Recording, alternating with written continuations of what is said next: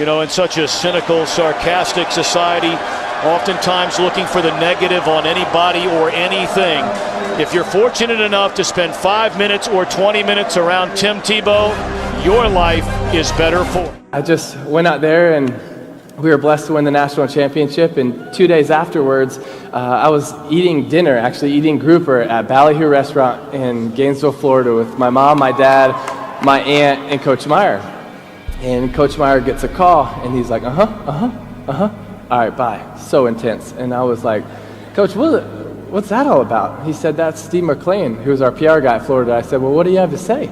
He said, Tim, he just told me that during the game, 94 million people Googled John 3:16. That game just happened to be January 8th of 2009.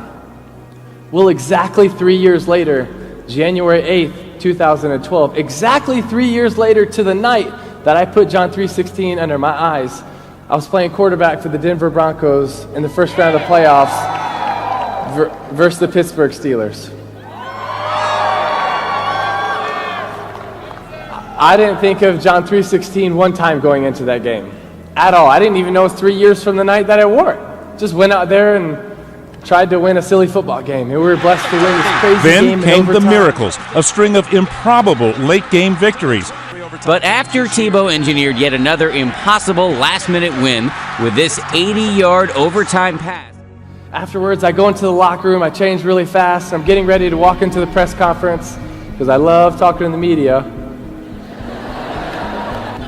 And so I'm getting ready to walk in this press conference and walk through this curtain, and right as I'm going to walk through, our PR guy, Patrick, jumps in front of me. He's like, Timmy, do you realize what happened? And I was like, yeah, we just beat the Steelers. We're going to play the Patriots. Like, let me do this. And he's like, no, Timmy, you don't realize what happened. And I could tell he's being serious, so I was like, Patrick, what's up, man? He says, Timmy, it's 3 years from the night that you wore John 3:16 under your eyes. And I was like, wow, that's really cool. He's like, no, you don't realize what happened. And I was like, well, what happened? He said, Timmy, during the game, you threw for 316 yards. And your yards per rush were 3.16. And your yards per completion were 31.6. And the time of possession was 31.6. And the ratings for the night were 31.6. Which leads us to the number that so many people are talking about this morning, 316. That's how many yards Tebow passed for in the game, an eerie echo of the numbers he used to paint on his face. Tebow passed, now look at these numbers. Tebow passed for 316 yards. He averaged 31.6 yards per pass. And guess what CBS's rating for the game peaked at? You guessed it, 31.6. All those 316s had the fans searching the internet, and that's where they found the famous Bible verse.